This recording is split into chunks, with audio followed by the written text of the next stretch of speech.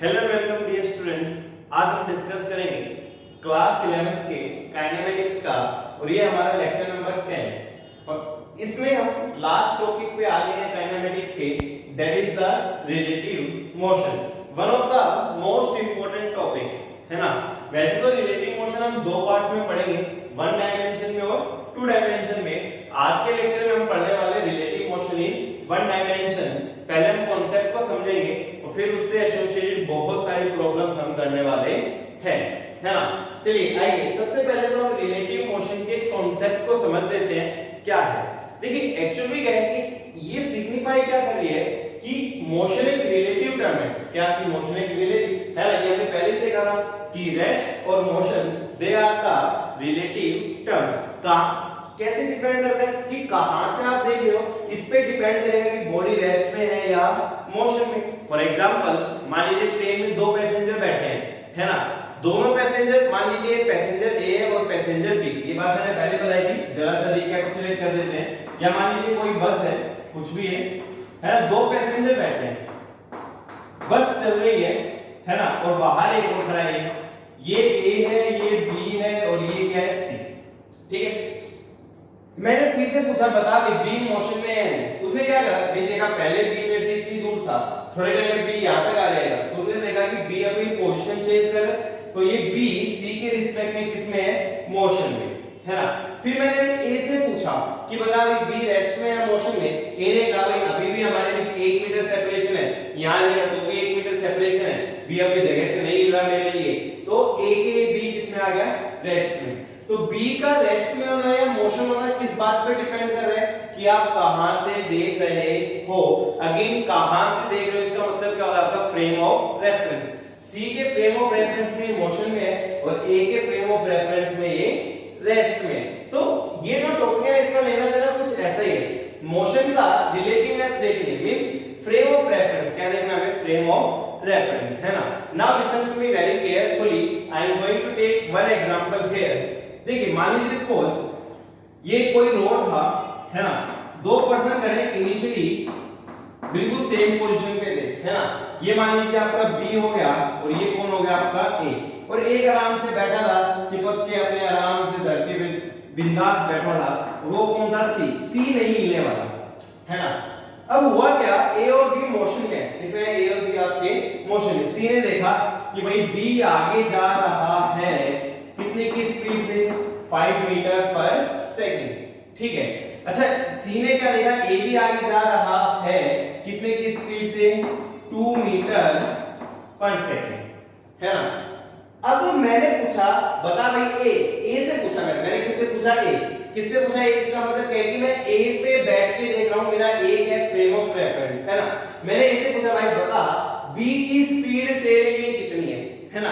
भाई जब मैं सी से पूछा तो उसने बता दिया कि हाँ मेरे लिए बी की स्पीड कितनी है, 5 मीटर पर सेकंड, कोई दिक्कत नहीं थी। अब मैंने ए से पूछा कि बता भाई तेरे लिए बी की स्पीड कितनी है, तो होगा क्या, ए ने उसको देखना स्टार्ट किया।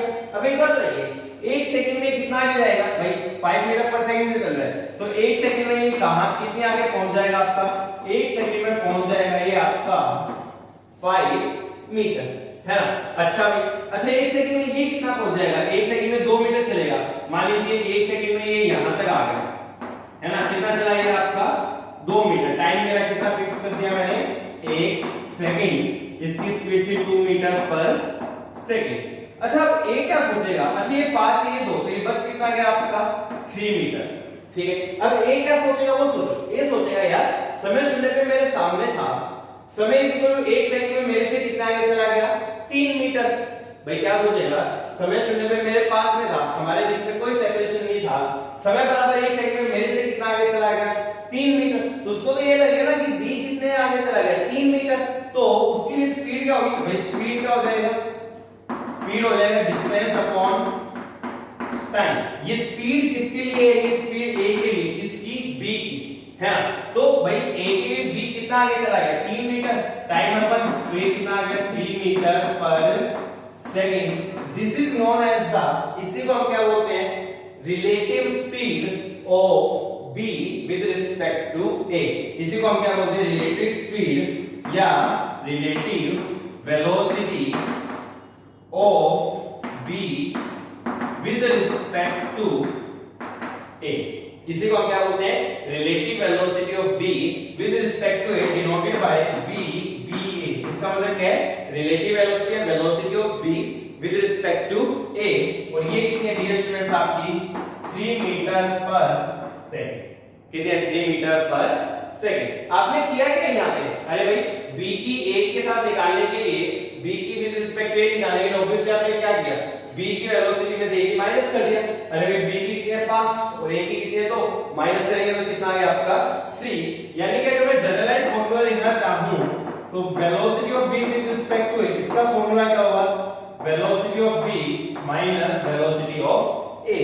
बट यहाँ पे एक और इंपॉर्टेंट बात, जो आपने b और a की वेलोसिटी है, भाई b की वेलोसिटी 5 और a की वेलोसिटी 2, ये किसने बताया था आपको, c ने। किसने बताया था आपको, c ने। c मान सकता हूं मैं, ग्राउंड मान सकता हूं, एक ही बात है, c और ग्राउंड एक ही बात है, मेरे लिए ग्राउंड पे खड़ा है ना। तो इसको मैं क्या लिख सकता हूं, with respect to ground and with respect to ground, ठीक है। बट ग्राउंड को हम कई बार एलिमिनेट कर देते हैं तो भी कोई दिक्कत आपको नहीं होनी चाहिए, ग्राउंड को हम रेस्ट नहीं मान के चलते हैं ना। तो यहां पे समझने की बात क्या है कि velocity of b with respect to a, इसका मतलब क्या हुआ, velocity of b minus velocity of a। आपको b में से a की वेलोसिटी घटानी पड़ेगी। ये very very very very very important expression, ठीक है। अच्छा, रिलेटिव में ये नहीं कि वेलोसिटी पैरामीटर, अगर मान लीजिए सपोज मेरे को एक्सेलरेशन निकालना है b का a के रिस्पेक्ट में, तो उसका फॉर्मूला क्या होगा, acceleration of b minus acceleration of a। मेरे को डिस्प्लेसमेंट या पोजीशन निकालनी है, position of b with respect to a, इसका फॉर्मूला क्या होगा, position of b minus position of a। कोई भी पैरामीटर हो सकता है, उसमें आपको कोई दिक्कत नहीं होनी चाहिए। तो ये रिलेटिव का बेसिक कांसेप्ट है ना, जिसके रिस्पेक्ट में निकालिए vb माइनस va। होप आपको ये अच्छे से समझ में आया होगा। अब मैं इसमें कुछ प्रैक्टिकल बातें आपके सामने करना चाहूंगा, है ना। चलिए डियर स्टूडेंट्स, अपनी वीडियो को पॉज कीजिए, इसको नोट कीजिए। मैं एक प्रैक्टिकल एग्जांपल ले रहा हूं ताकि आपको ये कांसेप्ट और ज्यादा क्लियर हो सके। मेन बात इसमें अभी तक ये समझ में आपको आनी चाहिए।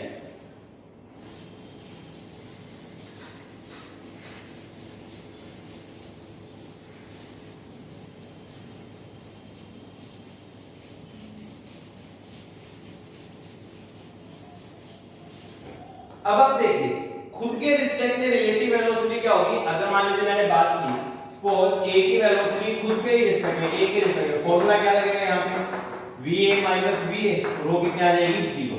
मतलब खुद के रिस्पेक्ट में वेलोसिटी क्या होती है आपकी 0, क्या होती है आपकी 0, है ना। Now listen to me very carefully, एक एग्जांपल देता हूं, प्रैक्टिकल बात है ना। मान लीजिए क्या है, आप हाईवे पे गाड़ी ड्राइव कर रहे हो, आपके सामने वाला 80 की स्पीड से, किसी रोड पे आपके सामने वाला 80 की स्पीड से जा रहा है, आप 60 की स्पीड से जा रहे हो, ठीक है। आपको मैं फैक्ट बता रहा हूं, ये फील नहीं होगा कि सामने वाले की स्पीड बहुत ज्यादा है। वही अगर मान लीजिए आप 60 से चल रहे हैं, सामने वाला गाड़ी इधर आपकी तरफ ले गया और 80 की स्पीड से आपको पास करा, आपको लगेगा कि वो बहुत ज्यादा तेज चला रहा है। प्रैक्टिकल बात है, अगर आप ये 60 से जा रहे हो, सामने वाली गाड़ी 80 जा रही है, आपको लगेगा गोली की रफ्तार से जा रही है। प्रैक्टिकल एक्सपीरियंस की बात है। बट आप 60 से जा रहे हो, सामने वाला 80 से आगे जा रहा है, आपको उसकी स्पीड का उतना ज्यादा एहसास नहीं होगा। क्यों नहीं होगा, वो मैं आपको इस एग्जांपल से समझाने वाला हूं। ये प्रैक्टिकल बात है, ऑब्वियसली आप में से हर किसी ने इसको फील किया होगा, है ना। फिजिक्स वैसे ही फील करने का सब्जेक्ट है, जितना ज्यादा फील करोगे उतना ज्यादा इस सब्जेक्ट को आप सीख सकते हो। आइए देखिए, अब मान लीजिए क्या था कि ये मैं बात कर रहा हूं ग्राउंड फ्रेम की। जब भी कोई फ्रेम लिख दिया जाता तो हम ऑब्वियसली अपना फ्रेम मान के चलते, कौन सा फ्रेम, अपना ग्राउंड फ्रेम। जब ग्राउंड फ्रेम ग्राउंड पे खड़े हम देख रहे हैं, तो भाई ये आप थे एक जो अपनी कार को चला रहे थे 60 किलोमीटर पर आवर से, और ये आपके सामने बी था जो अपनी कार को चला रहा था 80 किलोमीटर पर आवर, ठीक है। मैंने इधर की डायरेक्शन को पॉजिटिव मान लिया, है ना। अब देखिए ग्राउंड फ्रेम में ठीक है, आप 60 से चल रहे थे, आप 80 में चल रहे थे, बट आप तो ए गाड़ी में बैठे हो ना। तो अगर मैं ए के फ्रेम से देखूं, किसके फ्रेम से, ए के फ्रेम से, ए के फ्रेम का क्या मतलब है, ए के अंदर बैठ गया, है ना। ए के फ्रेम का क्या मतलब है, ए के अंदर बैठ गया, ए के ऊपर बैठ गया, ठीक है। तो फ्रेम ऑफ ए, मैं बात कर रहा हूं फ्रेम ऑफ ए, अच्छा एक ही फ्रेम से मेरे को क्या दिखाई देगा वो समझने की बात है, वो ही मेन बात है, अच्छे से समझ जाएगा, ध्यान से सुनिए। ए को क्या नजर आएगा भाई, खुद के रिस्पेक्ट में खुद की वेलोसिटी क्या होती है, जीरो। जब आप ए में बैठ ही गए तो ए की वेलोसिटी आपके लिए कितनी होगी, अरे भाई आपका फ्रेम ए हो गया, जब आपका फ्रेम ए हो गया तो खुद के रिस्पेक्ट में वेलोसिटी कितनी होती है, जीरो। तो अगर आप ए के फ्रेम में बैठ गए तो इसकी वेलोसिटी कितनी नजर आएगी, जीरो। और इसकी कितनी नजर आएगी, अरे भाई बी की कितनी नजर आएगी, ए के फ्रेम में, मतलब बी की किसके फ्रेम में, ए के फ्रेम में, ए के रिस्पेक्ट में। क्या formula, bb minus va, solve कर लो, bb 80 है, va 60 है, कितना आ गया 140 सॉरी 20 किलोमीटर पर आवर। तो ये कितने से नजर आएगा आपको, 20 किलोमीटर पर आवर। तो ये एनालिसिस आपको समझ में आनी चाहिए। जब आप ग्राउंड फ्रेम में तो आपकी गाड़ी आपके लिए 60 से चल रही होगी, 80 से, बट जब आप ए में बैठे तो आपकी गाड़ी आपके लिए किस में आ गई, रेस्ट में, सामने वाली कितनी की स्पीड से चल रही है आपके लिए, 20 किलोमीटर पर आवर। यानी सामने वाली गाड़ी का 1 घंटे में आपसे कितनी और आगे चली जाएगी, 20 किलोमीटर और आगे चली जाएगी। ठीक है, चलिए ग्राउंड फ्रेम में बात करते हैं अगेन। अब तो ये आपको इतनी तेजी से नहीं दिखाई दे रही होगी। अब मान लीजिए जब आपकी तरफ आ रही है, ये 60 किलोमीटर पर आवर है और ये आपकी 80 किलोमीटर पर आवर से इधर आ रही है। ये आपका ए है और ये क्या आपका बी। अब अगेन आप जब ए के फ्रेम में है तो ए तो किस में आ जाएगा आपके लिए, रेस्ट में, ऑब्वियस सी बात है ना, जीरो वेलोसिटी हो जाएगी इसकी।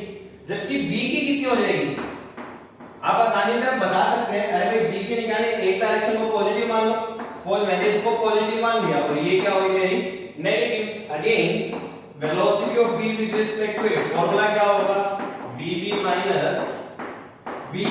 अच्छा vb कितनी है 80, बट नेगेटिव की तरफ है तो क्या लिखना पड़ेगा, -80 माइनस va कितनी है 60 और पॉजिटिव की तरफ है तो क्या लिखना पड़ेगा 60, कितना आ गया -140 किलोमीटर पर आवर। माइनस का मतलब ये पॉजिटिव डायरेक्शन है, इधर की तरफ आती दिखेगी, कितने की स्पीड से, 140 kilometre per hour. And that is the thing जो हमने प्रैक्टिकली ऑब्जर्व किया। अरे भाई सामने से गाड़ी हमारी तरफ आती है, ये लगता है गोली की रफ्तार से जा रही लगेगा, क्योंकि कितनी स्पीड लगेगी आपको, 140, जो कि बहुत ज्यादा है, बट सामने आपकी गाड़ी चल रही है, आपको तो यार फील नहीं होगा कितने की स्पीड है, 20 किलोमीटर पर आवर। तो ये आपका रिलेटिव का कॉन्सेप्ट है। किसका कॉन्सेप्ट है आपका, रिलेटिव का, है ना।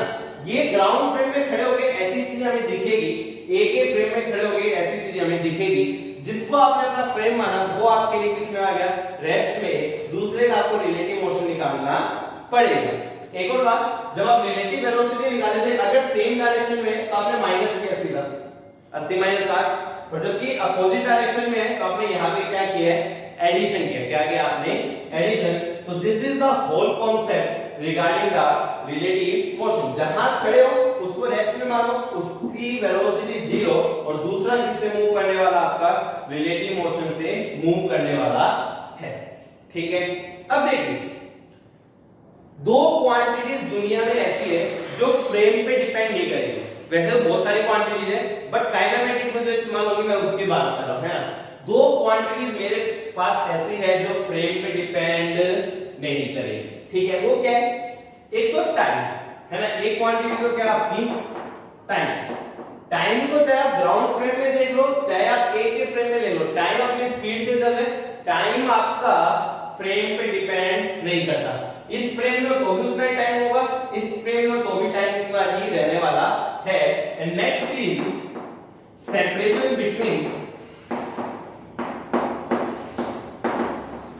Two objects. क्या आपका सेपरेशन बिटवीन टू ऑब्जेक्ट। देखिए मान लीजिए ग्राउंड फ्रेम में जब आपने ये सेपरेशन 20 मीटर का, कितना था आपका 20, अब इसमें जाओगे तो ये सेपरेशन तो कितना रहने वाला आपका 20 ही रहने वाला है ना।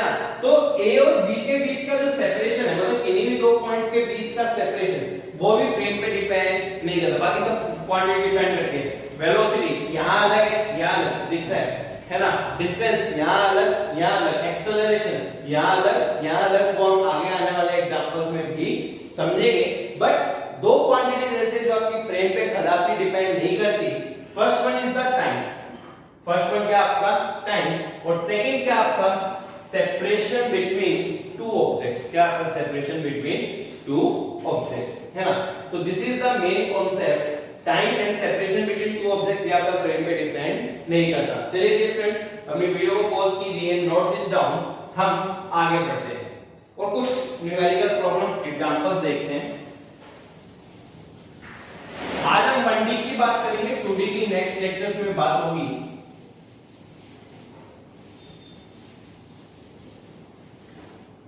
देखिए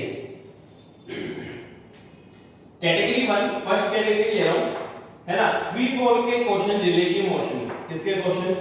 फ्री फॉल के मैं क्वेश्चंस ले रहा हूं रिलेटिव मोशन के अंदर जो होते हैं। देखिए सिंपल सा एग्जांपल लेता हूं, मैं आपको दोनों मेथड से करके दिखाऊंगा, बिना रिलेटिव के और रिलेटिव के। मान लीजिए ग्राउंड है, एक पार्टिकल है, एक पार्टिकल यहां है, दोनों के बीच जो सेपरेशन है दैट इज द 10 मीटर।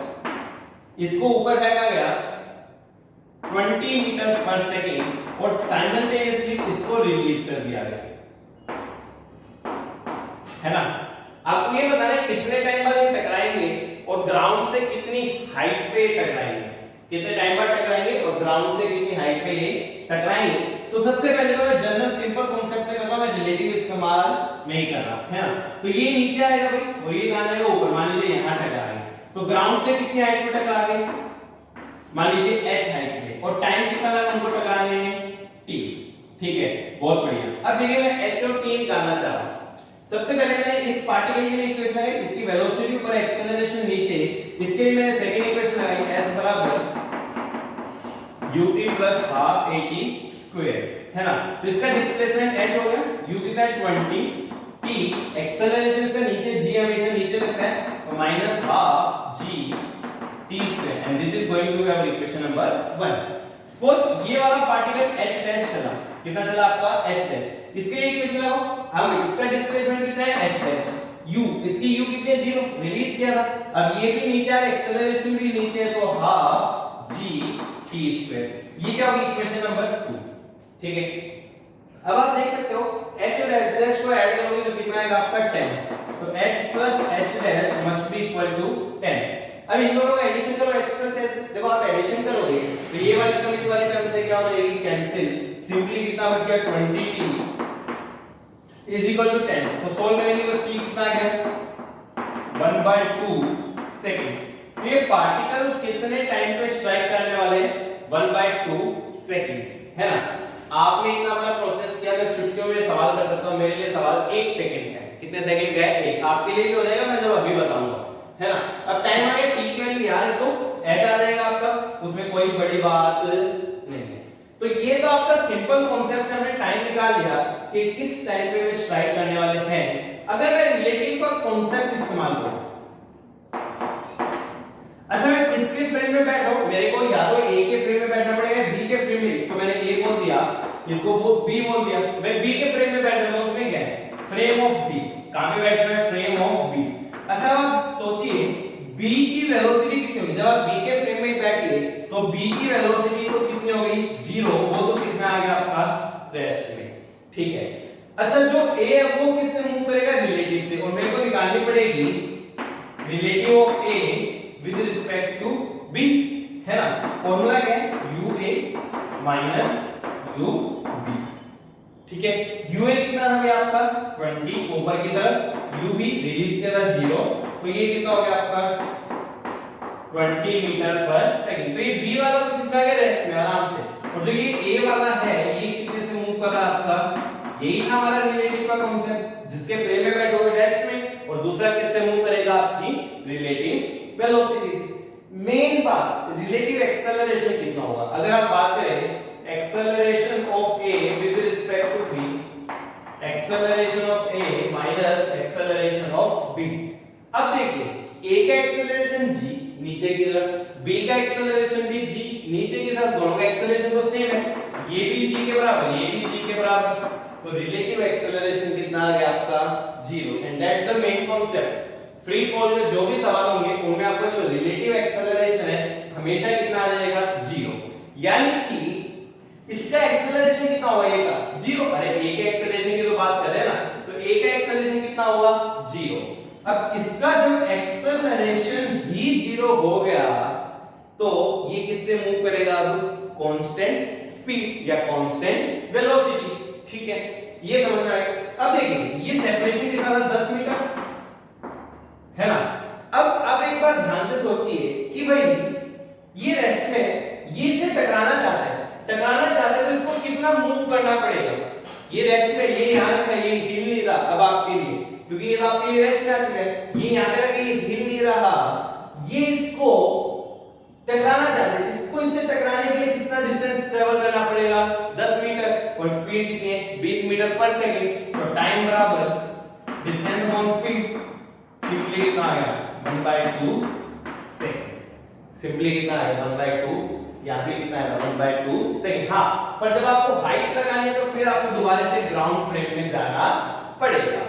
ठीक है, क्योंकि हाइट वगैरह निकालने के लिए आपको मैंने कहा था यहां दो पैरामीटर्स सेम रहते हैं, एक तो टाइम सेम रहता है और दूसरा आपका सेपरेशन बिटवीन टू ऑब्जेक्ट्स, है ना। तो इस प्रकार मैं एक सेकंड में करता, क्योंकि मेरे को याद है रिलेटिव एक्सेलरेशन 0, ये रेस्ट में आ गया, मैं तुरंत कर रहा था 20 - 0 कितने? 20 से चला 10 मीटर ट्रैवल कर रहा है, टाइम बराबर डिस्टेंस अपॉन स्पीड। मेरे लिए क्वेश्चन 2 सेकंड का ही है, बट आपके लिए भी हो जाएगा अगर आप इससे करोगे। हाँ, इससे करोगे तो आपको ज्यादा टाइम लगेगा और कॉम्पिटिटिव में आपके पास कभी भी ज्यादा टाइम नहीं होता है। तो ये वन ऑफ द इंपॉर्टेंस आपकी इसकी रिलेटिव मोशन की। और भी हम बहुत सारे एग्जांपल लेने वाले हैं, उसमें कोई डाउट नहीं है ना। चलिए डियर स्टूडेंट, अभी वीडियो को पॉज कीजिए and note this down. I am going to take next illustration here. आइए देखते हैं।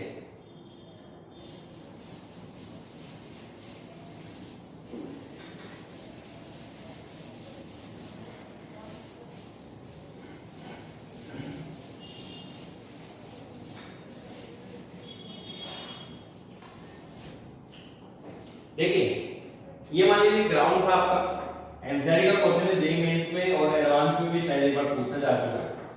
जेईई मेंस में तो पक्का, एडवांस में कंफर्म नहीं कह सकता, पर अच्छा सवाल। एक आपके पास पोल है जिसकी हाइट कितनी आपके लिए 240 मीटर। यहां से दो पार्टिकल्स को साइमल्टेनियसली ऊपर फेंका गया, एक को फेंका गया 10 मीटर पर सेकंड से और दूसरे को फेंका गया 40 मीटर पर सेकंड से। ठीक है, अब क्या हुआ? ऑब्वियसली ऊपर जाके आएंगे नीचे।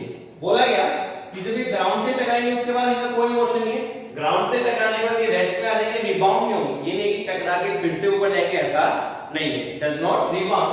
आपकी g की वैल्यू 10 मीटर पर सेकंड स्क्वायर, कोई एयर रेजिस्टेंस नहीं है ना। ये मैंने फर्स्ट पार्टिकल बोला, ये सेकंड पार्टिकल। आपको ग्राफ प्लॉट करना है सेकंड की position with respect to first की पोजीशन वर्सेस टाइम का, है ना। सेकंड की position with respect to first, किसके? ये y2 - y1 का ग्राफ प्लॉट करना है with respect to time. Given है ये आपका y एक्सिस है और ये पॉइंट क्या आपका ओरिजिन। ठीक है, चलिए आइए देखते हैं। सबसे पहले मैं यहां पे कुछ डाटा निकालना चाहूंगा, क्योंकि मेरे को टाइम के साथ प्लॉट करना है, टाइम की वैल्यूज मेरे पास होनी चाहिए। मैं पहले तो ये देखना चाहता हूं कि 10 मीटर पर सेकंड वाला कितने टाइम में ग्राउंड पे आएगा, फिर मैं ये देखना चाहूंगा कि 40 मीटर पर सेकंड वाला कितने टाइम में ग्राउंड पे आएगा। सबसे पहले मैं 10 मीटर पर सेकंड वाले की बात करता हूं, तो ये हमारे पास क्लिप है, देखिए।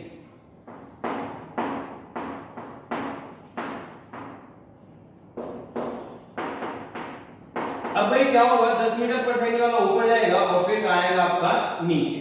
ठीक है, सबसे पहले तो ये मैक्सिमम हाइट कितना गया? फॉर्मूला आपका u²/2g। तो u² मतलब 100/2g, 2g मतलब 20। तो ये कितना गया आपका? 5 मीटर। कितना गया आपका?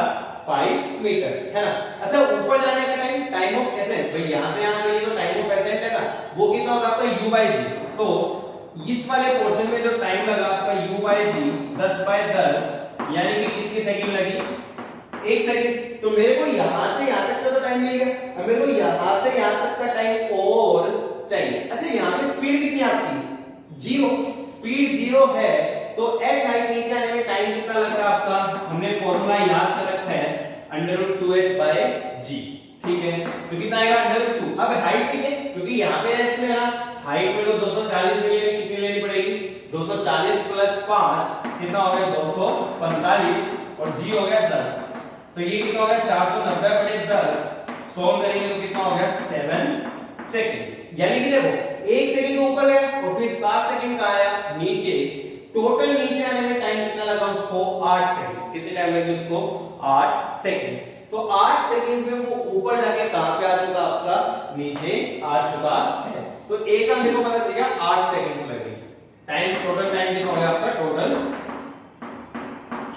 सिमिलर कैलकुलेशन हम सेकंड वाले पार्टिकल के लिए भी कर सकते हैं ना। अगर हम सेकंड वाले पार्टिकल के लिए करना चाहें, मैं यहां पे करता हूं, देखिए उसको 20 से भागा था तो कितना ऊपर जाएगा u square by 2g, sorry 20 से नहीं 40 से, u स्क्वायर कितना होगा डियर स्टूडेंट 1600 बाय 2g मतलब 20। तो मेरे हिसाब से तो ये कितना आ रहा है आपका 80 मीटर। अच्छा ऊपर जाने का टाइम यहां से यहां, वो टाइम कितना आपका u by g 40 by 10 that is equal to 4 second. और ऊपर से पूरा नीचे आने में √2h बाय g, ये फार्मूला इसलिए आया क्योंकि टॉप पॉइंट पे किसमें होता है रेस्ट में, है ना। तो कितना √2 h कितनी होगी 240, तो ये था 80, ये होगी 240 प्लस 80 कितना हो गया 320 डिवाइडेड बाय g 10 कैंसिल √64 यानी कि 8 सेकंड। टोटल टाइम कितना हो गया 12 सेकंड। कितना हो गया आपका 12 सेकंड। तो सबसे पहली बात इस सवाल में पहले तो ये निकालना था कि a को ग्राउंड में आने में केवल 8 सेकंड्स लगी, बट ए या फर्स्ट को ग्राउंड पे आने के लिए 8 सेकंड्स लगी, बट सेकंड को ग्राउंड पे आने के लिए 12 सेकंड्स लगे। 8 सेकंड्स प्लस 4 सेकंड। तो पहली बात तो ये है ना, ये क्वेश्चन का पहला पार्ट हो गया। अभी हम y2 y1 का ग्राफ प्लॉट करेंगे विद रिस्पेक्ट टू टाइम, है ना। चलिए डियर, उसके लिए अपनी वीडियो को पॉज कीजिए एंड नोट दिस डाउन। मैं थोड़ा मिटा देता हूं, जो काम की चीजें थी हमने लिख ली है। पहले वाला 8 सेकंड, दूसरे वाला 12 सेकंड।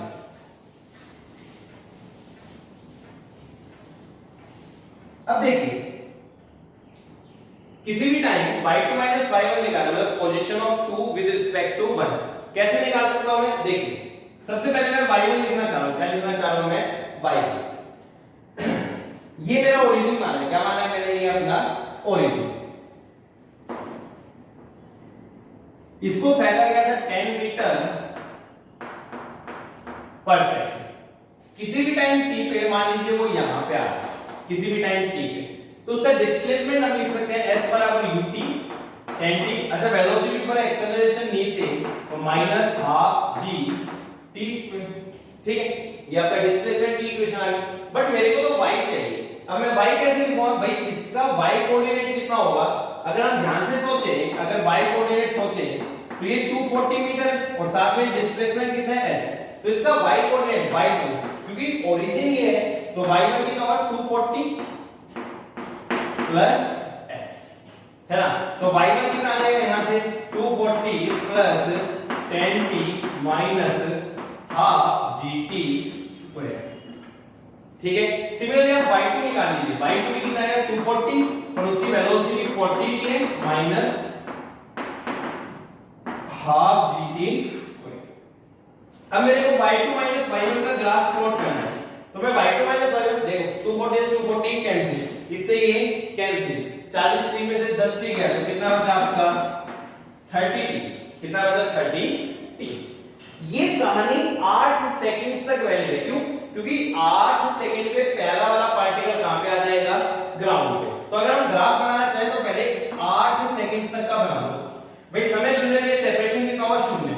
8 सेकंड t को 8 रखोगे तो ये सेपरेशन 240 और स्ट्रेट लाइन आएगी, ऑब्वियस सी बात है, तो ये 240 मीटर, ठीक है। और यहां तक जो टाइम हुआ है वो टाइम कितना हो गया आपका 8 सेकंड। ये टाइम आपका सेकंड्स में और ये आपका y2 y। बट जब 8 सेकंड्स हुई तो पहले वाला पार्टिकल ग्राउंड पे आ गया। ग्राउंड पे आते ही y1 तो कितना हो गया 0। कितना हो गया 0। अब आपको निकालना y2 y1। अरे भाई y1 तो 0 आ गया क्योंकि 8 सेकंड वो ग्राउंड पे आ चुके हैं। y2 की वैल्यू रख दो तो y2 y1 कितना हो गया 240 plus 40t minus half g t square, ठीक है। अब होगा क्या 12 सेकंड पे दूसरा वाला पार्टिकल भी ग्राउंड पे आ जाएगा, मतलब 12 सेकंड पे दोनों के दोनों ग्राउंड पे है, तो 12 सेकंड में सेपरेशन कितना हो जाएगा 0। ठीक है, अब मेरे को 8 से 12 ग्राफ प्लॉट करना है। ग्राफ कैसा आएगा, पैराबोला, क्योंकि इसकी मैक्सिमम पावर कितनी है 1 और टाइम की मैक्सिमम पावर कितनी है 2, एक वेरिएबल की पावर 1 दूसरे की पावर 2। ग्राफ कैसा आएगा आपका, पैराबोलिक ग्राफ, है ना। तो अब ग्राफ पैराबोला आएगा तो दो पैराबोला पॉसिबल होते हैं, एक तो ये होगा आपका और एक ये। कौन सा लेंगे, देखिए ये y है -x² है, क्या आपका -x²। याद कीजिए ये ग्राफ हमारा होता था y x² और ऐसा ग्राफ ऐसा y x² के लिए, तो मेरा ग्राफ कौन सा होगा, ये वाला, क्योंकि y x² के लिए क्या है, कॉनकेव डाउनवर्ड्स, क्या आपका कॉनकेव, और ये क्या आपका कॉनकेव डाउनवर्ड्स। तो मेरा ग्राफ ऐसा आने वाला है ना। एनसीईआरटी में तो ऑप्शन नहीं है, बट जो जेईई मेंस एडवांस में है वो ऑप्शंस थे, वहां पे आप अगर आपके पास ऑप्शन है तो आप इजीली सॉल्व कर सकते हो। एक और बात, एनसीईआरटी बुक सॉल्व करना अनिवार्य है, क्योंकि जेईई मेंस और नीट में बहुत सारे ऐसे सवाल हैं जो एनसीईआरटी से डायरेक्ट आते हैं। तो एनसीईआरटी सॉल्व कीजिए, पहले यहां पे पूरा पढ़िए, उसके बाद आप एनसीईआरटी की रीडिंग स्टार्ट कीजिए, उसके क्वेश्चन भी आपको जरूर सॉल्व करने चाहिए, है ना। तो एक बहुत अच्छी problem, very good problem NCERT में भी है, आप देख सकते हैं, आपको समझ में आनी चाहिए। चलिए अपनी वीडियो को पॉज कीजिए and note this down.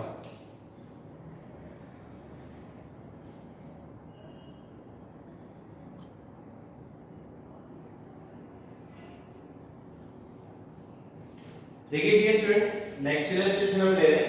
Next illustration क्या है, लिसन केयरफुली। देखिए आपके पास एक एलिवेटर था,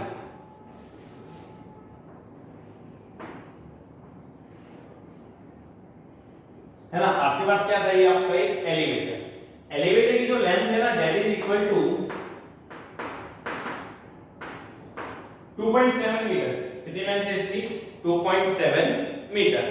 ठीक है, बहुत बढ़िया, कोई दिक्कत हमें नहीं है। ये जो है यहाँ पे एक बोल्ट है, बोल्ट है, ये रेस्ट से स्टार्ट करता है, किससे स्टार्ट करता है, रेस्ट से, और ये ऊपर की तरफ एक्सेलरेट हो रहा है 1.2 मीटर पर सेकंड स्क्वायर, और at time t equal to 2 seconds.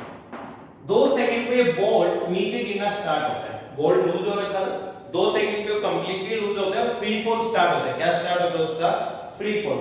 आपको एक तो बात ये बतानी है कितने टाइम में वो यहाँ पे स्ट्राइक कर जाएगा, दूसरी बात कितने टाइम में जब यहाँ स्ट्राइक करेगा तो इस दौरान उसने कितना डिस्टेंस ट्रेवल किया और कितना डिस्प्लेसमेंट उसका हुआ होगा। तीन बातें, सबसे पहले तो कितने टाइम में टकराएगा, इतने में उसका डिस्टेंस कितना हुआ होगा और डिस्प्लेसमेंट कितना हुआ होगा, ये आपको बताना है। चलिए लिसन टू। सबसे पहले जो आपका एलिवेटर रेस्ट से स्टार्ट करता है, एक्सेलरेशन 1.2 मीटर पर सेकंड स्क्वायर, टाइम बराबर 2 सेकंड। 2 सेकंड में उसकी स्पीड कितनी होगी वो तो निकाल सकते हैं। अरे भाई फॉर्मूला है v बराबर u प्लस at, तो u तो 0 क्योंकि रेस्ट से स्टार्ट किया, एक्सेलरेशन कितना है 1.2, टाइम कितना 2 सेकंड, सोल्व करेंगे तो कितना आएगी 2.4 मीटर पर सेकंड। मतलब कि ये कितने से ऊपर जा रहा था आपका 2.4 मीटर पर। अब देखिए जब एलिवेटर 2.4 मीटर पर सेकंड से ऊपर जा रहा था तो बोल्ट भी कितने से ऊपर जा रहा था, उसी स्पीड से, क्योंकि एलिवेटर के अंदर फिक्स है। अब एलिवेटर ऊपर जा रहा था, बोल्ट भी साथ साथ ऊपर जा रहा था। एलिवेटर 2.4 मीटर पर सेकंड से जा रहा था तो बोल्ट भी कितने से जा रहा होगा आपका 2.4 मीटर पर सेकंड। यानी कि एलिवेटर और बोल्ट दोनों की स्पीड सेम है, 2.4 मीटर पर सेकंड एंड 2.4 मीटर पर। क्या एक्सेलरेशन सेम है क्या, नहीं। एलिवेटर का एक्सेलरेशन ऑफ 1.2 मीटर पर सेकंड स्क्वायर ऊपर की तरफ, और जब बोल्ट गिरना चालू होगा तो उसका एक्सेलरेशन होगा g के बराबर। किसके बराबर, g के बराबर, दैट इज द 10 मीटर पर सेकंड स्क्वायर। अब देखिए मैंने अपना फ्रेम फिक्स किया एलिवेटर, मैंने अपना फ्रेम फिक्स किया एलिवेटर और नीचे की डायरेक्शन को मैं पॉजिटिव मान के चल रहा हूं, ठीक है। सबसे पहले initial velocity of bolt with respect to elevator कितनी होगी, अरे बोल्ट और एलिवेटर दोनों की वेलोसिटी सेम थी, भाई आप क्या लिखोगे u bolt minus u elevator, दोनों की वेलोसिटी सेम थी, तो कितना आ गया 0। अच्छा acceleration of bolt with respect to elevator क्या है, acceleration of bolt minus acceleration of elevator. Bolt का एक्सेलरेशन तो नीचे है वो मैंने लिया 9.8, कितना हो गया 9.8 g के बराबर, माइनस एलिवेटर का एक्सेलरेशन ऊपर है बट ऊपर की डायरेक्शन तो नेगेटिव है, तो ये होगा -1.2। सोल्व करेंगे तो कितना रहेगा आपका 11 मीटर पर second square.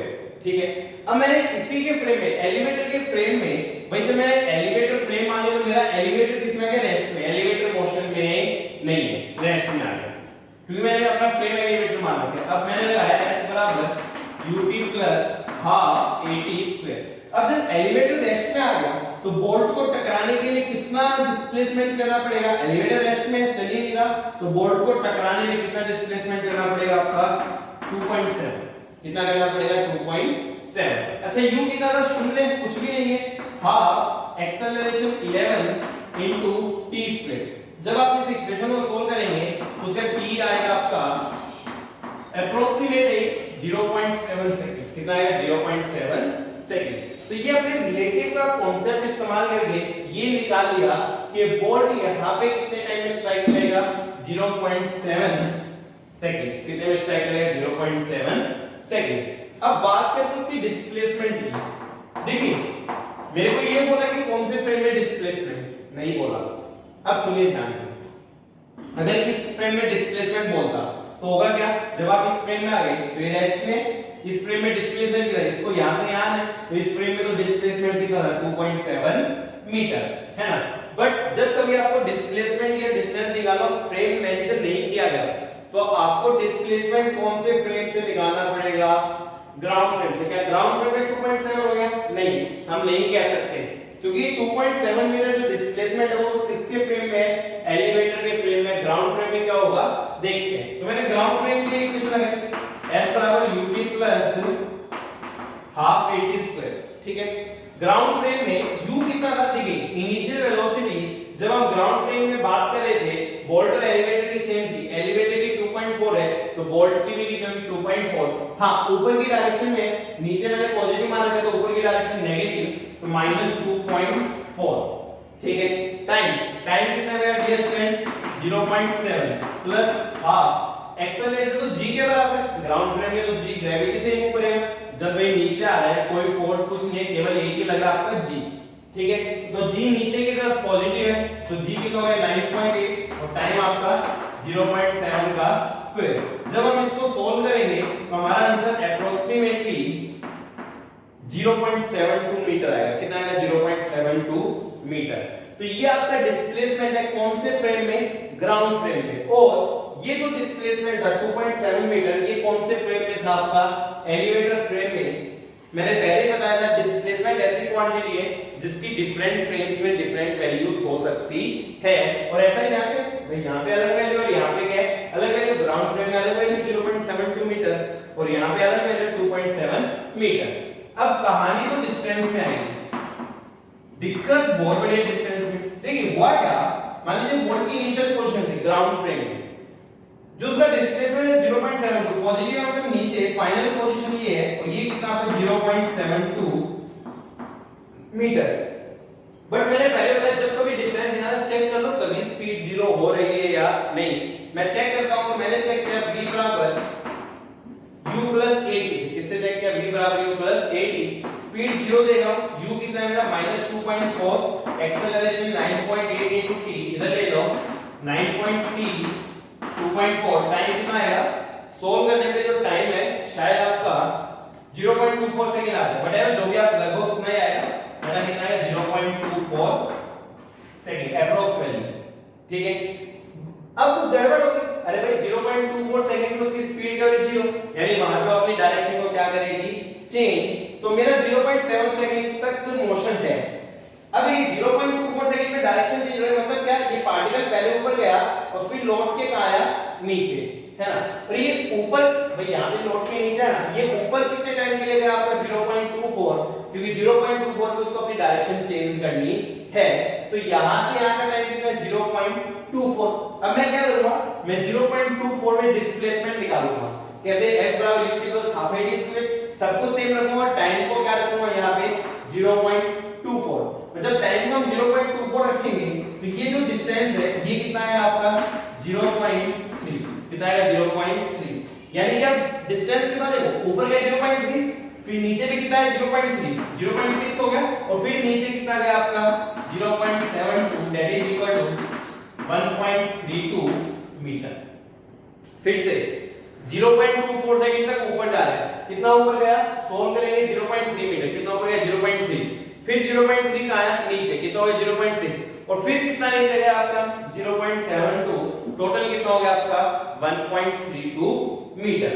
And that is a very good problem regarding the relative motion. मैंने रिलेटिव मोशन की दो बहुत शानदार प्रॉब्लम आपके सामने डिस्कस की है, इनको पढ़िए, एक दो बार और देखने की जरूरत पड़े तो एक दो बार और देखिए, बट ये आपको अच्छे से समझ में आनी चाहिए। कॉन्सेप्ट ये, जहां आपने जिसको फ्रेम माना वो आपके रेस्ट में, और दूसरे वाला किससे मूव करेगा, रिलेटिव से। टाइम को आप रिलेटिव फ्रेम में निकाल सकते हो, सेपरेशन बिटवीन टू ऑब्जेक्ट को आप रिलेटिव फ्रेम में निकाल सकते हो, डिस्टेंस डिस्प्लेसमेंट वगैरह फ्रेम पे डिपेंड करते हैं, आपको देखना पड़ेगा कि कौन सा फ्रेम गिवन है। जैसे यहाँ एलिवेटर फ्रेम में अलग डिस्प्लेसमेंट था और ग्राउंड फ्रेम में डिस्प्लेसमेंट क्या हो गया आपका अलग, है ना। चलिए डियर स्टूडेंट्स, वीडियो को पॉज कीजिए एंड नोट दिस डाउन। आइए हम आगे देखते हैं। अब हम कुछ इंटरेस्टिंग प्रॉब्लम करेंगे, चोर पुलिस प्रॉब्लम। कौन सी प्रॉब्लम, चोर पुलिस प्रॉब्लम।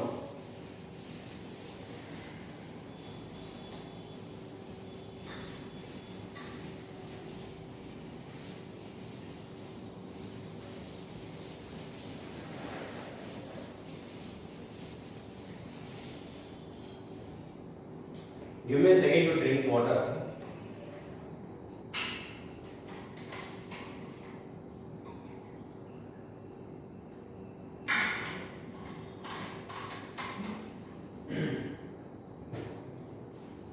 चलिए आइए, चोर पुलिस प्रॉब्लम की बात करते हैं। सेकंड कैटेगरी, चोर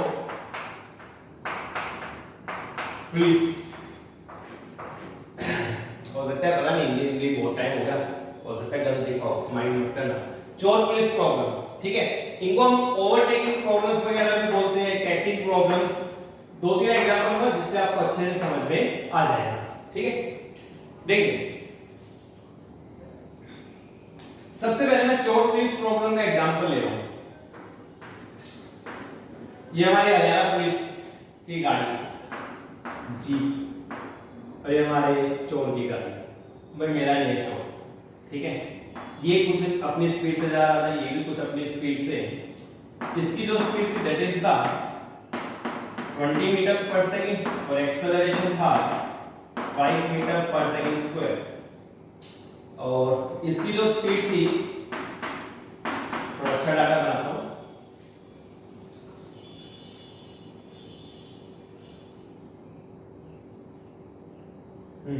और इसका एक्सेलरेशन था इधर। इन दोनों के बीच में इस इंस्टेंट में जो सेपरेशन था वो कितना था, 110 मीटर। क्या पुलिस वाला चोर को पकड़ पाएगा या नहीं? ये हमारा पुलिस वाला है और ये हमारा चोर है। क्या पुलिस वाला इस चोर को पकड़ पाएगा या नहीं?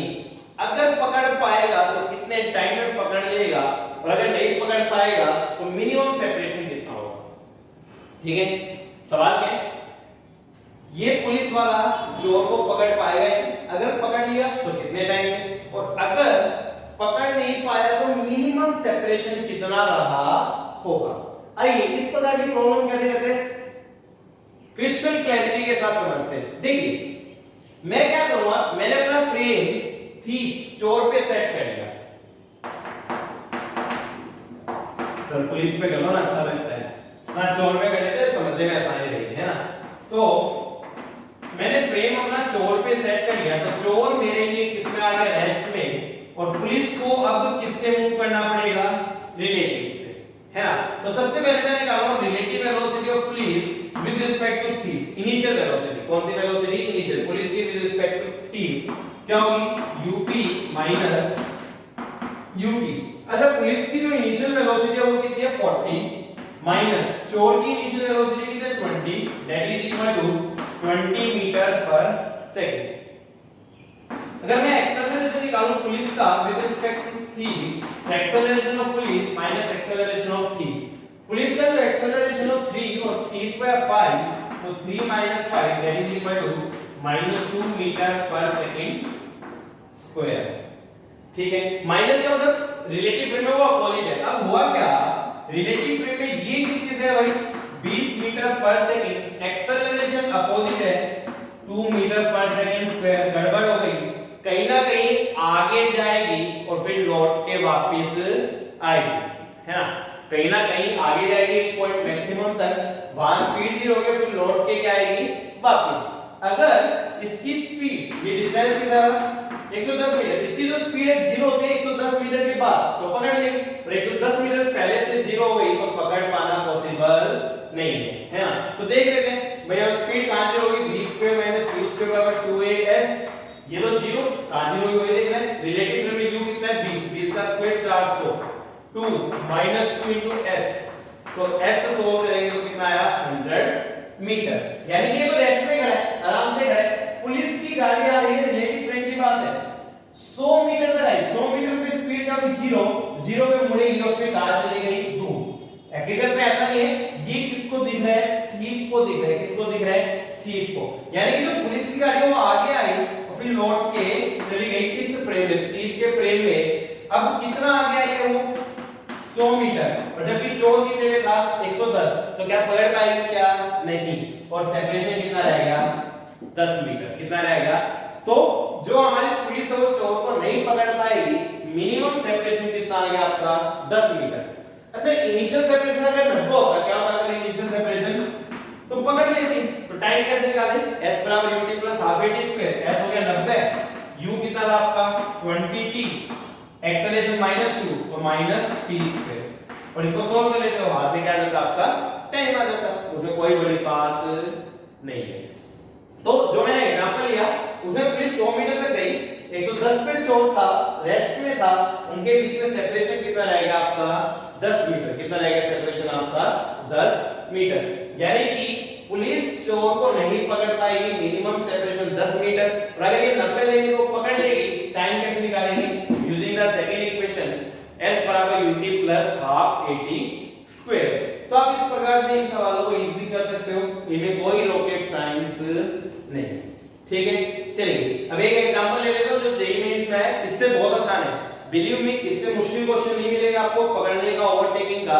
This is one of the difficult question, है ना। पर क्या डिफिकल्ट, अरे भाई कॉन्सेप्ट समझ में आ गया तो क्या डिफिकल्ट, सिंपल तो है, रिलेटिव फ्रेम में गए, रिलेटिव फ्रेम में जाके काइनेमेटिक्स की थर्ड इक्वेशन लगाइए, ठीक है। चलिए अपनी वीडियो को पॉज कीजिए, note this down, I am going to take the next illustration.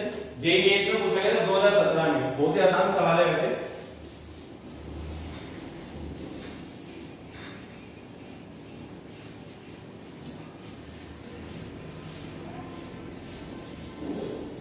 आइए प्यारे विद्यार्थियों, देखिए सवाल क्या है, सिंपल सी बात थी, बस है, हरियाणा रोडवेज, कार है, दोनों के बीच जो इनिशियल सेपरेशन है 200 मीटर। इनिशियली ये भी रेस्ट में थी, ये भी रेस्ट में, है ना। इसका जो एक्सेलरेशन है that is equal to 2 metre पर सेकंड स्क्वायर, इसका एक्सेलरेशन 4 मीटर पर सेकंड स्क्वायर। आपको बताना है कितने टाइम में कैच कर लेगी, क्या बताना है कितने टाइम में कैच कर लेगी। ऑब्वियसली कार है ना, ज्यादा एक्सेलरेट होगी तो बस को कैच कर लेगी, कितने टाइम में ये जो कार है बस को कैच कर लेगी। देखिए वैसे तो हम किसी भी फ्रेम से कर सकते हैं, रिलेटिव से कर सकते हैं, ग्राउंड फ्रेम से कर सकते हैं। मैं बस के फ्रेम से सोल्व करके दिखा रहा हूं क्योंकि मेरे को रिलेटिव मोशन सिखाना आपको। मैं तो गया बस के फ्रेम में, दो सिचुएशन दोनों बनाना है ना।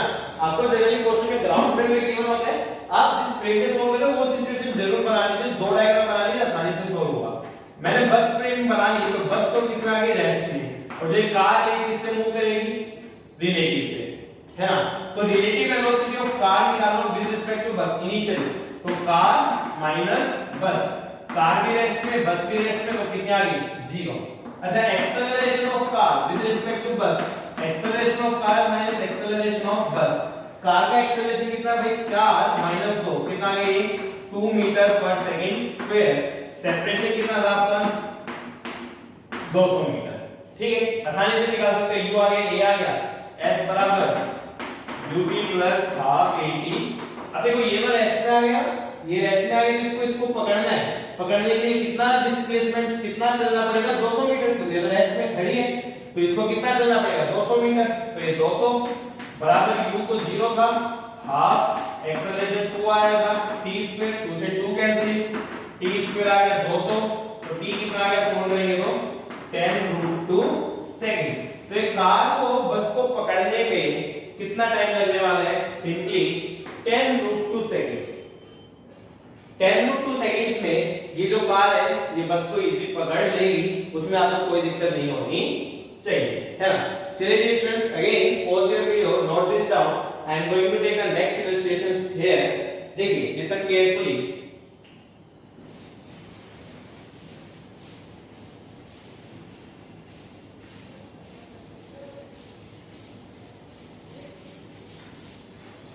अब देखिए नेक्स्ट इलस्ट्रेशन है, दो ट्रेन पैरेलल पटरियों पे चल रही थी। पहली ट्रेन ये है, मान लो बस, मान लो कुछ, मान लो क्या फर्क पड़ता है, ट्रेन है बस। इसकी लेंथ थी 100 मीटर, कितनी थी, 100, और दूसरे वाले की भी 100, है ना।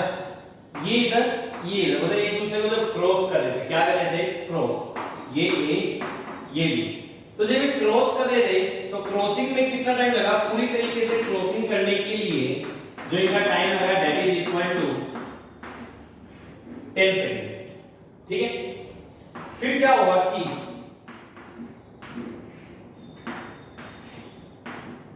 आपकी बात ओवरटेक करना था। क्या करना था आपकी बात, अगेन लेंथ तो 100 मीटर,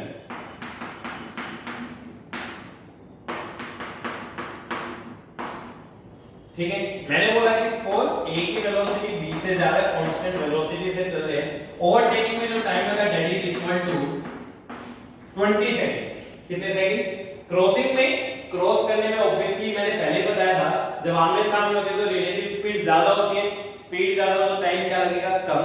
जब सेम डायरेक्शन में तो स्पीड कम हो जाती है, स्पीड कम हो जाती है तो टाइम क्या लगेगा, ज्यादा।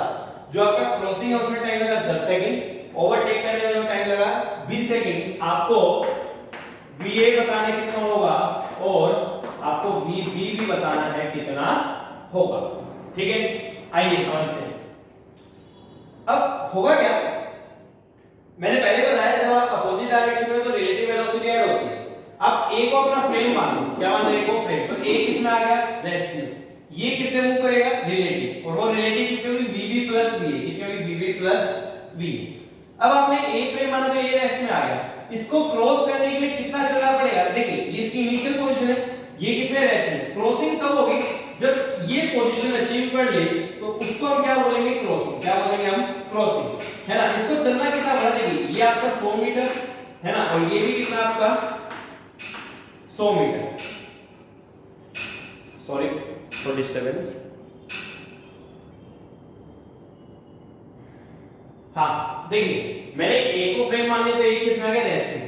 क्रॉसिंग का मतलब ये यहां तक आ गया, तो इस दौरान इसका डिस्टेंस कितना ट्रैवल हुआ, देखो भाई ये फ्रंट पोर्शन यहां था, यहां आ गया, इसके और इसके बीच में सेपरेशन कितना है, ये 100 ये 100, तो कितना हो गया, 200। कितना हो गया, 200। तो स्पीड बराबर क्या आएगा आपका, डिस्टेंस अपॉन टाइम। तो स्पीड क्या हो जाएगी यहाँ पे, VA प्लस VB, क्योंकि अपोजिट डायरेक्शन में डिस्टेंस कितना ट्रैवल करना पड़ेगा, 200, टाइम लगा 10, तो सोल्व करने पे कितना रहेगा आपका 20। इक्वेशन 1। इक्वेशन 2 यहां पे है ना। अब मैंने क्या किया, A की स्पीड ज्यादा है, मैंने B को अपना फ्रेम मान लिया, तो B किसमें आ गया, रेस्ट में, और सेम डायरेक्शन में तो ये किससे मूव करेगा, VA माइनस VB से, ठीक है। अब ये ओवरटेक करना चाहता है, क्या करना चाहता है, ओवरटेक। ओवरटेक करने का क्या मतलब है देखिए, ओवरटेक करने का मतलब ये है कि ये यहां तक आ गया भाई, ये पोजीशन ही इसकी क्या कहलाई, ओवरटेक पोजीशन, ठीक है।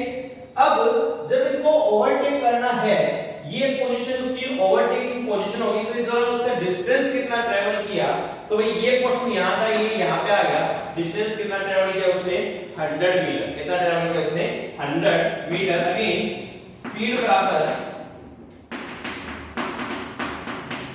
डिस्टेंस अपॉन टाइम, है ना। तो स्पीड तो कितनी है va माइनस vb, जो डिस्टेंस है that is equal to 100 metre और टाइम कितना था आपका 20, तो ये कितना आ गया 5 और va प्लस vb वो कितना आ रहा आपका 20। दोनों इक्वेशन सोल्व करके v और vb निकालो, एक बार ऐड करो तो 2va 25 12.5 आ जाएगा, सब्ट्रैक्ट करो तो क्या आ जाएगा आपका vb। तो इस प्रकार से आप इस सवाल को कर सकते हो। मेन बात क्या थी, जब यहां पे अगर आपको ओवर क्रॉसिंग करानी है, इसको नेशनल माना क्रॉसिंग का मतलब ये पूरा क्रॉस इस पोजीशन में होगा तो आपका डिस्प्लेसमेंट कितना होगा 200 मीटर, और जब यहां पे ओवरटेक करना था दोनों बराबर थे, ये रेस्टर मान लिया, ये यहां तक पहुंच गया तो ओवरटेक हो गया, तो इसको यहां से यहां पहुंचने में कितना डिस्टेंस ट्रैवल करना पड़ा 100। जब अपोजिट डायरेक्शन में आते तो स्पीड क्या होती है ऐड va प्लस vb, और जब सेम डायरेक्शन में होता है तो स्पीड क्या होती है माइनस, ये मैं आपको सिखा चुका हूं va माइनस vb। तो इस प्रकार से आप इस स्ट्रेन वाले क्वेश्चन को कर सकते हो। अब मैं लास्ट कैटेगरी की तरफ मूव ऑन कर रहा हूं और वो है हमारे पास river problems, upstream and downstream. Today's last category of problems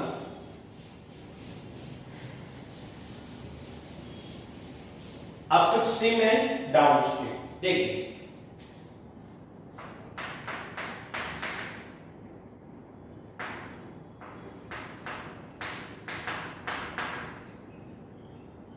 देखिए प्रैक्टिकल बात है ना। डाउनस्ट्रीम क्या है कि नदी के फ्लो के साथ और अपस्ट्रीम क्या नदी के फ्लो के अपोजिट, ठीक है। जैसे मान लीजिए मैंने क्या माना कि सपोज ये रिवर का फ्लो, एक प्रैक्टिकल एग्जांपल दे रहा हूं, मान लीजिए रिवर का फ्लो है 2 किलोमीटर पर आवर, कितना आपका 2 किलोमीटर पर, इसमें एक नाव थी,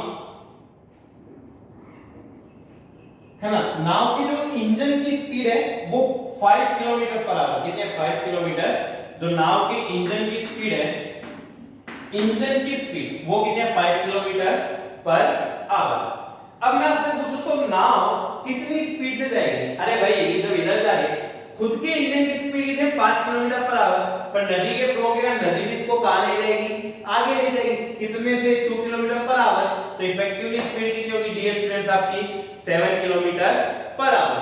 यही 5 किलोमीटर पर आवर मान लीजिए इधर थी बोट की स्पीड, इफेक्टिवली कितनी होगी, अरे भाई 5 इधर जाने की कोशिश करेगा पर नदी इधर 2 से ले जाएगी, तो इफेक्टिवली कितनी बची 3 kilometre per hour. This is upstream, ये क्या आपका, अगर आप फ्लो के साथ चलोगे दैट इज द डाउनस्ट्रीम, और अगर आप फ्लो के अगेंस्ट चलोगे तो दैट इज द अपस्ट्रीम, ठीक है। अब देखिए यहां पे एक चीज तो क्लियर है, velocity of river flow, river के फ्लो की 2 किलोमीटर पर आवर। अब जो मैंने 5 किलोमीटर पर आवर थी ये क्या थी, देखिए 3 पैरामीटर्स होंगे, एक हो गया आपकी वेलोसिटी ऑफ बोट और एक हो गया आपकी velocity of boat with respect to river. Formula क्या लगने वाला है, velocity of boat with respect to river किसके बराबर होगी, वेलोसिटी ऑफ बोट माइनस, इसको इधर ले जाओ तो velocity of boat with respect to river plus velocity of river किसके बराबर आएगी, वेलोसिटी ऑफ बोट, है ना। अब ये 5 किलोमीटर पर आवर वाली कौन सी थी, ये वीबीआर थी या ये वीबी थी, वो समझने की बात है ना। देखिए मैंने बताया था डाउनस्ट्रीम में इफेक्टिवली स्पीड कितनी मिलेगी आपको 7, बोट की स्पीड, आप बाहर से खड़े हो नदी के बाहर में आपको बोट की स्पीड कितनी देखने को मिलेगी भाई, 5 उसकी खुद की है, 2 नदी की है, इफेक्टिवली 7 दिखेगी, तो ये 5 क्या होगी वीबीआर, क्यों, क्योंकि जब वीबीआर को 5 रखोगे इसको 2 रखोगे तब ये कितना आएगा आपका 7 आने वाला है। तो जो ये 5 किलोमीटर पर आवर है ये क्या है आपकी वीबीआर, बोट की विद रिस्पेक्ट टू रिवर, ठीक है, बोट की विद रिस्पेक्ट टू रिवर, है ना। इसको कई बार हम इंजन स्पीड के नाम से भी जानते हैं, किसके नाम से, इंजन स्पीड। बोला engine speed 5 kilometre per hour, अब इंजन की स्पीड 5 है, इसकी तो बाहर खड़े हुए देखोगे तो कितनी दिखेगी 7, और इसका एक और नाम है velocity of boat in still water, क्या नाम है, velocity of boat in still water. Still water में रुका हुआ पानी, कितना रुका हुआ, अगर पानी रुक गया तो बोट की वेलोसिटी कितनी हो जाएगी, ऑब्वियसली 5 ही तो हो जाएगी ना, तो वो क्या हो गया अपनी वीबीआर। क्या हो गया आपकी वीबीआर, ठीक है। तो वीबीआर में आपके बहुत सारे नाम, velocity of boat with respect to river, इसी को हम बोलते हैं इंजन स्पीड। क्या बोलते हैं इसी को हम? Engine speed. या इसी को हम क्या बोलते हैं? Velocity in still water. Obvious सी बात है, जब आप रिवर के रिस्पेक्ट में लिख रहे हो तो रिवर को किसमें माना? रेस्ट में। रिवर रेस्ट में यानी कि कौन सा वाटर? स्टील वाटर, रुका हुआ वाटर, ठीक है। तो सबसे पहली बात, आपको अपस्ट्रीम एंड डाउनस्ट्रीम के क्वेश्चन करने के लिए टर्मिनोलॉजी क्लियर होनी चाहिए। ये फार्मूला हो गया बोट की इफेक्टिव स्पीड का VBR प्लस VR। अब VBR क्या होता है आपका? इंजन स्पीड भी VBR बोला जाता है, velocity of boat in steel boat इसको भी क्या बोला जाता है? आपका VBR बोला जाता है। तो इस प्रकार से आप इसको कर सकते हो। अब आपका डाउनस्ट्रीम में क्या होगा? दोनों की डायरेक्शन सेम होती है, VBR और VR की प्लस करना है तो दोनों को ऐड कर देना। अपस्ट्रीम में क्या होगा? दोनों की डायरेक्शन अपोजिट, एक इधर तो उसको क्या कर देना? सब्ट्रैक्ट कर देना। डाउनस्ट्रीम मतलब नदी के फ्लो के साथ, अपस्ट्रीम मतलब नदी के फ्लो के अपोजिट, है ना। चलिए डियर स्टूडेंट, अभी वीडियो को पॉज कीजिए, है ना। मैं इसके कुछ इलस्ट्रेशंस ले लेता हूं, लिसन केयरफुली।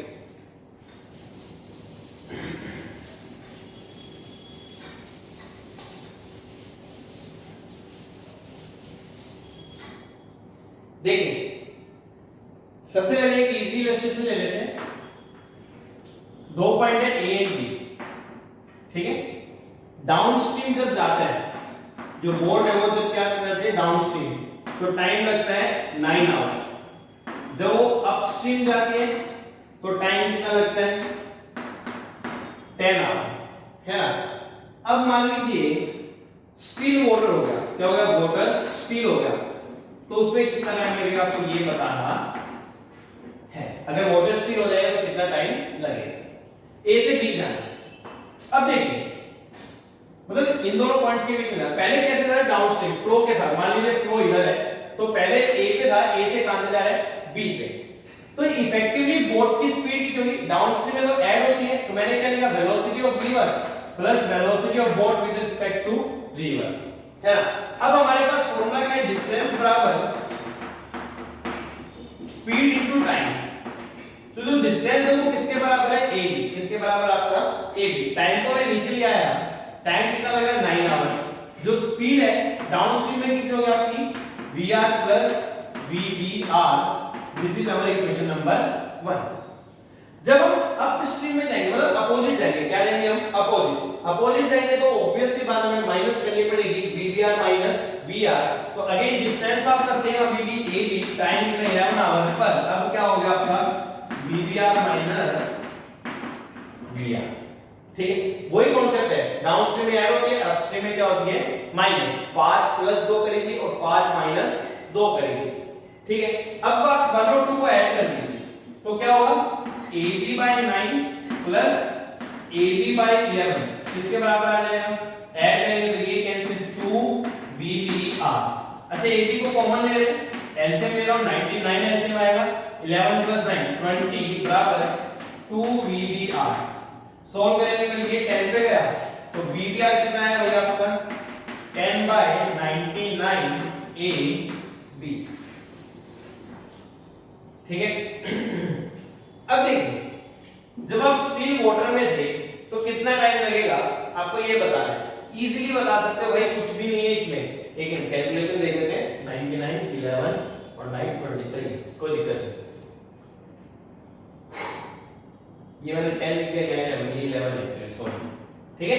अब देखिए स्टील वाटर, जब वाटर स्टील हो गया तो केवल VBR बचा, क्योंकि VR क्या हो गया? 0। क्या हो गया आपका? तो VBR बचा। अब कितना टाइम लगेगा? अगेन टाइम बराबर क्या होगा आपका?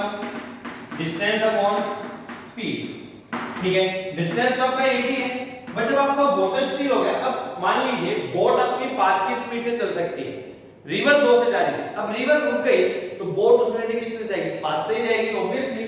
तो ये 5 क्या था आपका? VBR। तो AB by VBR निकालोगे तो कितना आएगा? 99 by 10 that is equal to 9.9 hours, that is equal to 9.9 hours। तो डाउनस्ट्रीम में 9 आवर्स लगे, अपस्ट्रीम में 11 आवर्स। बाय जब नदी रुक जाए और केवल बोट जाए तो कितना टाइम लगने वाला आपका? 9.9 आवर्स। तो इस प्रकार से आप इस सवाल को कर सकते हो। ओके डियर स्टूडेंट्स, अपने वीडियो को पॉज कर लीजिए एंड नोट दिस डाउन। चलिए मैं एक क्वेश्चन दे रहा हूं, वो आपके लिए सॉल्व करने के लिए आप होमवर्क मान लीजिए, आप उसका आंसर कमेंट बॉक्स में लिख सकते हैं, है ना, और मैं उसका सॉल्यूशन आपको नेक्स्ट लेक्चर में प्रोवाइड कर दूंगा।